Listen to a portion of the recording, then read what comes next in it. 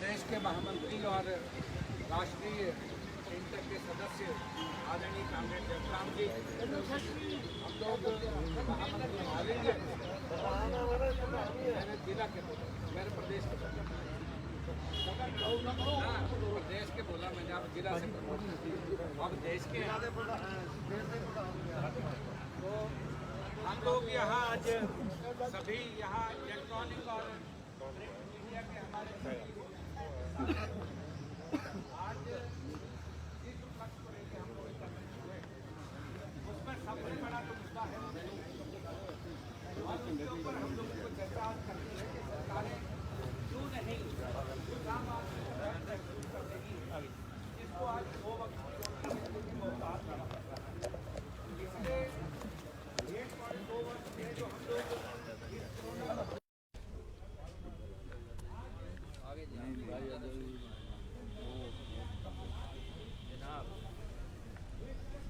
लालो तो उसमें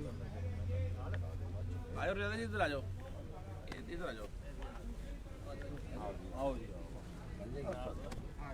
थोड़ा यार ਗੱਡੀ ਤੁਹਾਡੀ ਆ ਮਹਾਰਾਜ ਮਾੜਾ ਜਿਹਾ ਸਾਨੂੰ ਤਾਂ ਹੁਣੇ ਦਿਖਾਈ ਨਹੀਂ ਕਹਿੰਦੇ ਜੀ ਹਰੋਲੀ ਦਾ ਨੰਬਰ ਮੈਂ ਕਿ ਦੇ ਕਿਨੇ ਦਿੱਤਾ है लेके है थोड़ा थले रखो ਇਨੋਵਾ ਹੀ इनोवा क्या बोलना जी सर। अरे सर आज जो महंगाई पे सर, जो आज आपकी आक्रोश रैली है, सर क्या कहना चाहिए? देखो हर तरफ आक्रोश पनपा हुआ है।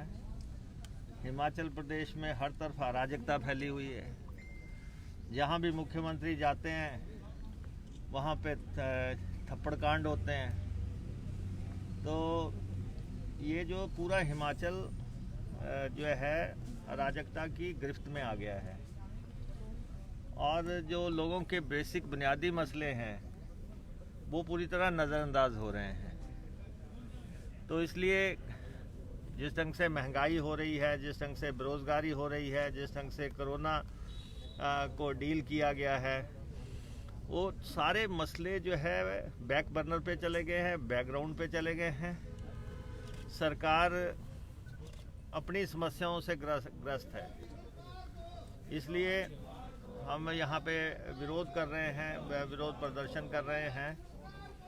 और ये जो इस समय जो लक्षण सरकार के हैं, जो सरकार के जो लक्षण हैं, ये बाहर जाने के लक्षण होते हैं। सत्ता से बाहर जाने के लक्षण सामने आने लग पड़े हैं।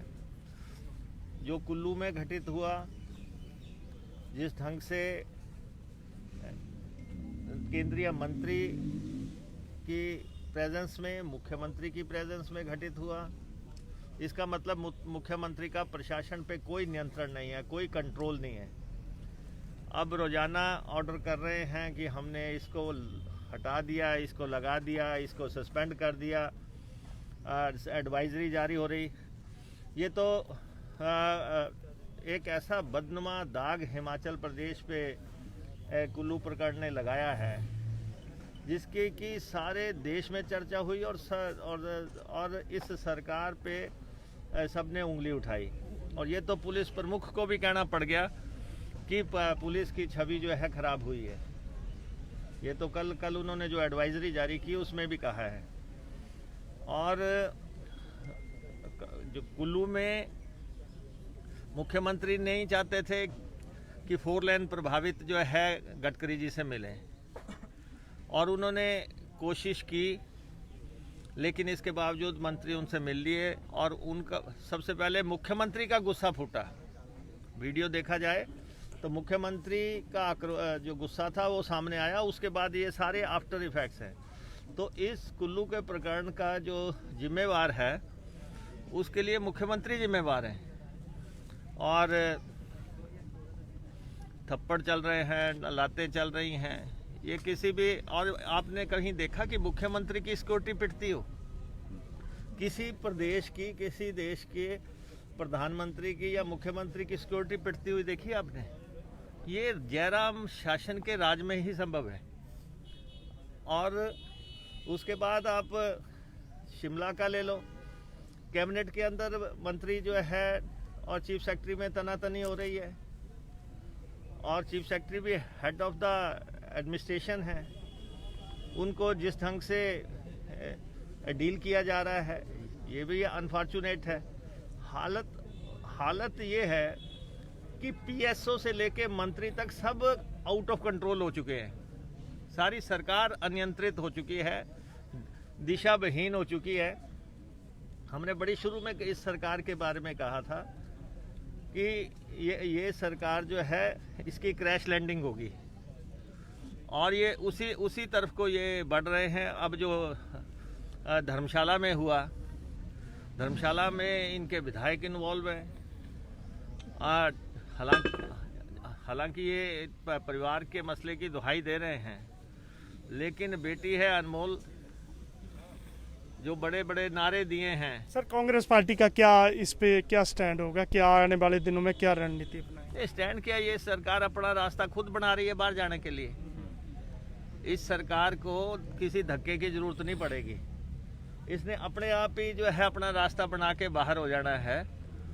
और जो बेसिक इशू हैं, महंगाई का इशू, पेट्रोल का रेट क्या हो गया है, डीजल का रेट क्या हो गया, आपके सामने 100 रुपए पे पहुंच गए हैं। उसके बाद गैस 400 रुपए थी, 900 रुपए हो गई।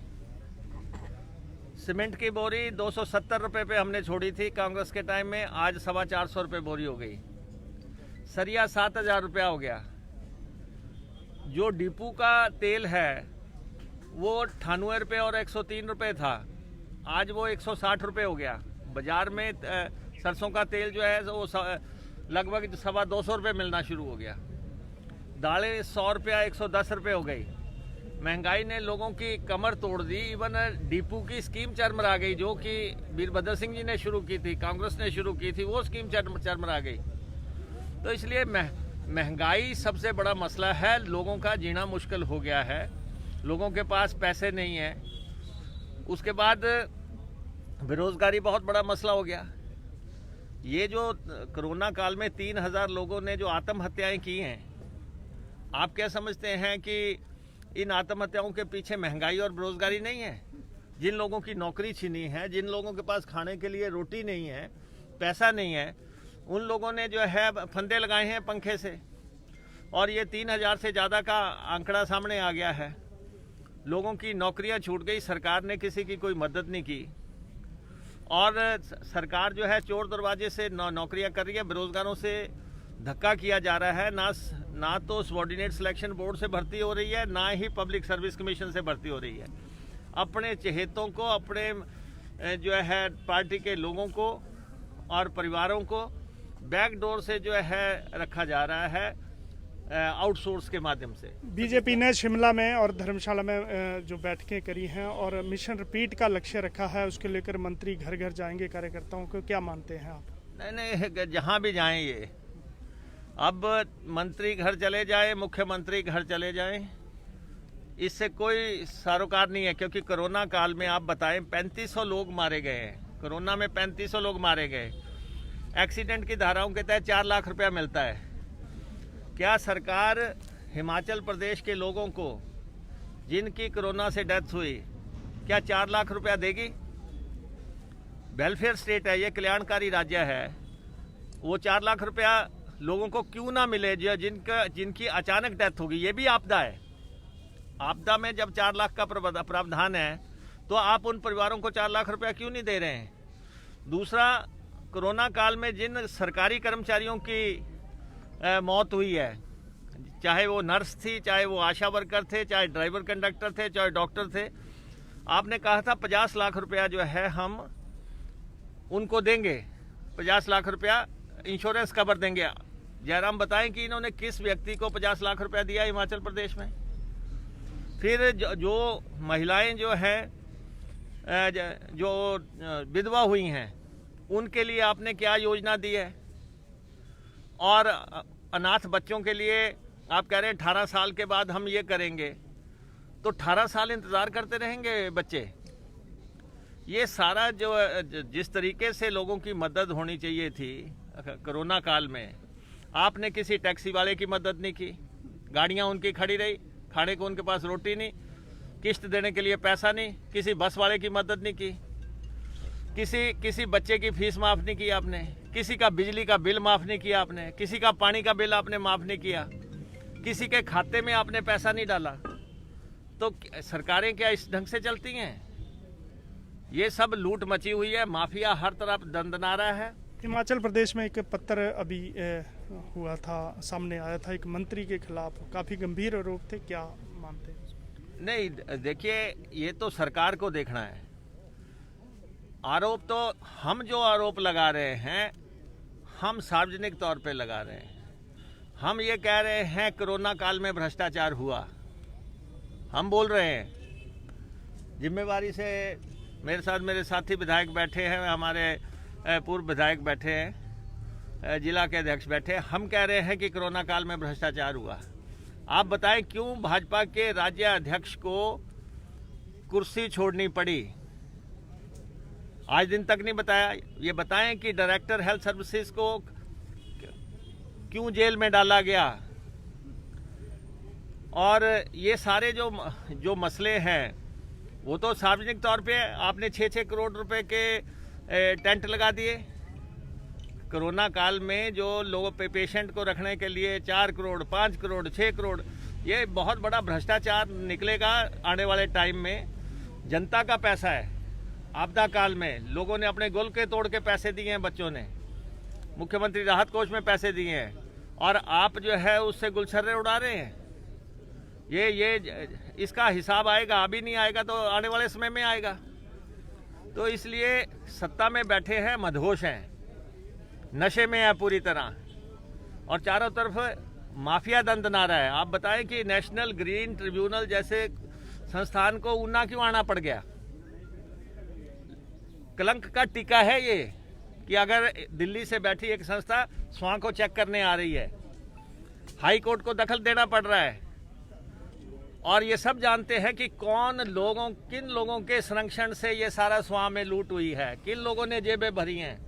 अब बार बार बोलते हैं जी कांग्रेस शासन में ये होता था, कांग्रेस शासन ने ये किया। अरे भाई, कांग्रेस शासन में हम तो बाहर हो गए।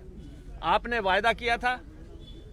आप जो है लीजेस की बात करते हैं, लीजेस तो वहाँ है ही नहीं है। वहाँ तो चोर है, डाकू है, लुटेरे हैं।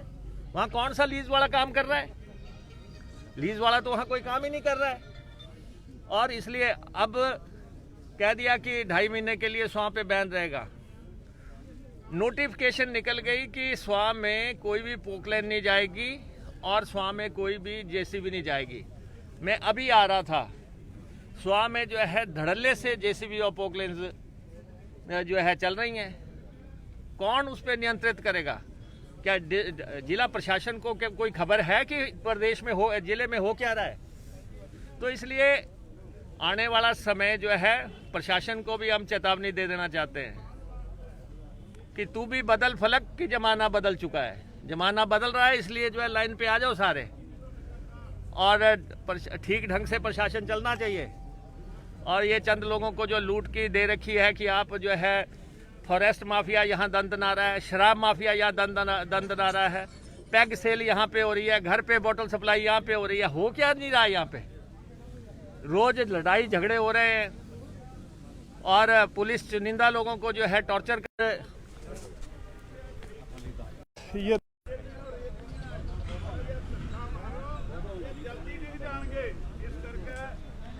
खड़े हो जाओ, ये कुछ भी नहीं है बीजेपी। इस करके मैं इतना कहना चाहूंगा, आओ इकट्ठे होकर हमारा मारिए और इस बीजेपी सरकार को धक्का देके हरिद्वार पहुंचा दीजिए और मुड़ के कांग्रेस पार्टी में करो ताकि महंगाई आज कंक्लूड करेंगे ना, पहले दिखा रहे सारा।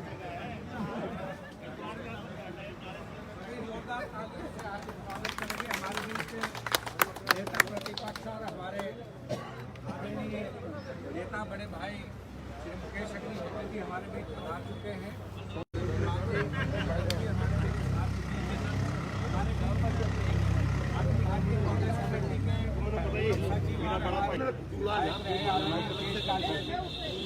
और हमारे सदर हल्के के लोकप्रिय विधायक श्री सतपाल रायजादा जी, मंच पे आसीन हमारे जिला कांग्रेस कमेटी के अध्यक्ष रणदीप राणा जी,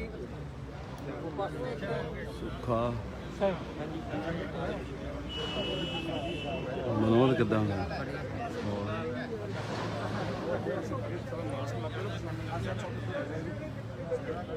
और उपस्थित हमारे सभी ਥੋੜਾ ਜਿਹਾ ਹੋ ਜਾਓ ਪਿੱਛੇ ਪਿੱਛੇ है ना पीछे पीछे देश को ਆ ਜਾਓ ਥੱਲੇ ਹੋ ਜਾਓ ਬੜੇ ਪਿੱਛੇ ਨੂੰ पदाधिकारीगण ਵਾਹ आदरणीय ਰਾਣਾ जी अशोक ठाकुर जी ਮੋਹਰੇ ਬੈਠ ਜਾਓ ਤੁਸੀਂ प्रसाद गौतम जी टिट्टू जी ਜਿੱਥੇ ਗੌਰਾ ਜੀ ਹੈ ਨਾ ਉੱਥੇ और हमारे जिला परिषद की सदस्य श्रीमती शर्मा जी और श्रीमती सत्या देवी जी, हमारे बीच महिला कांग्रेस युवा कांग्रेस के अध्यक्ष राघव जी, हमारे बीच सेवा दल के अध्यक्ष डॉक्टर राजपाल शर्मा जी, उनकी सारी टीम से हमारे सभी पदाधिकारीगण और हमारे सभी बीडीसी के मेंबरान, पंचायत प्रधान, उपप्रधान और सदस्यगण, आज ये जो कार्यक्रम है जन आक्रोश आंदोलन, ये एक सप्ताह के रूप में मनाया जा रहा है और कल प्रदेश स्तर पे इस कार्यक्रम का आगाज हो चुका है। आज जिला स्तर पे ये कार्यक्रम हो रहे हैं, उसके बाद ये ब्लॉक स्तर पे ऐसे ही कार्यक्रम होंगे। और आज क्योंकि महंगाई सबसे बड़ा मुद्दा है और ये जो केंद्र और जो प्रदेश की सरकार है, जिस तरह से आज वो आम जनमानस को प्रताड़ित कर रही है, चाहे वो डीजल पेट्रोल की कीमतें हो, चाहे गैस सिलेंडर हो, हमारे किसान और बागबान परेशान हैं। तो उस सारी चीज़ को लेके पिछले दिनों भी और कई जब से ये प्रदेश में सरकार बनी है, जयराम सरकार, तब से लेके हमारे नेता प्रतिपक्ष और प्रदेश कांग्रेस कमेटी ये स्वतः ही सरकार को हर मुद्दे पे घेरा है। और सरकार को जब लगा है कि विपक्ष ने जो बात कही है और वो बात सरकार ने कहीं गलत रूप से प्रदर्शित की है, उसको वापस किया है। इसलिए कांग्रेस पार्टी स्वतः ये कहती है कि जो भाजपा सरकार है, जब विपक्ष कोई अच्छी बात कहता है और उनको समझ आती है कि हमारे से तो ये गलत काम हो गया, विपक्ष ने ठीक कहा, ये उस फैसले को पलट देते हैं। ये पलटू सरकार है।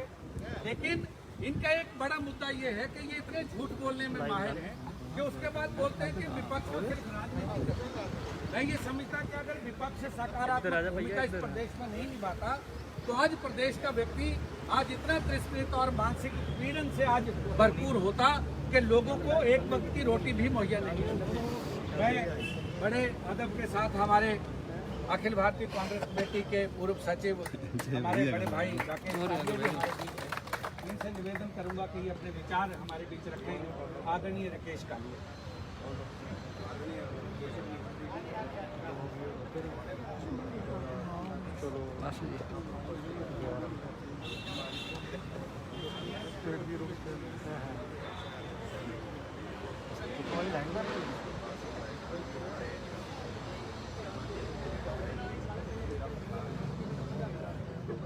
ਸ਼ੋਟ ਹੀ ਲੈਣੇ ਆ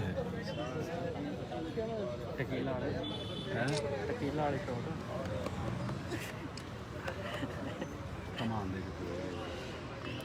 ਮੋਰੇ ਆ ਰਹੇ हमारा ये भी टैक्टर है ਹੈ ਨਾ भाजी ठीक है हाजिर पीछे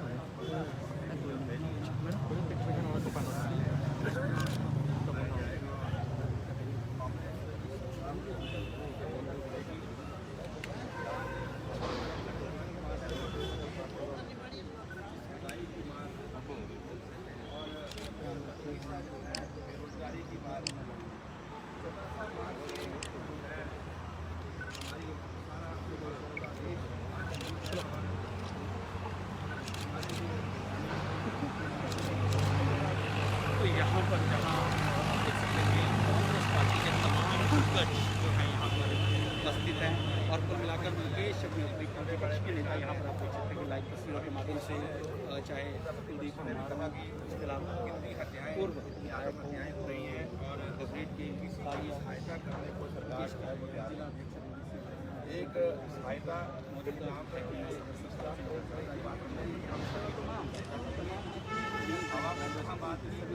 बड़े यहाँ पर मौजूद हैं। सरोज शर्मा आपको यहाँ पर आज भाषण की क्या दिन है, आज कुल मिला के इन तस्वीरों को आप देख सकते हैं और जिस प्रकार से वो देश में पंजाब की आपके इस तरफ है तो वो भी यहाँ पर मौजूद है।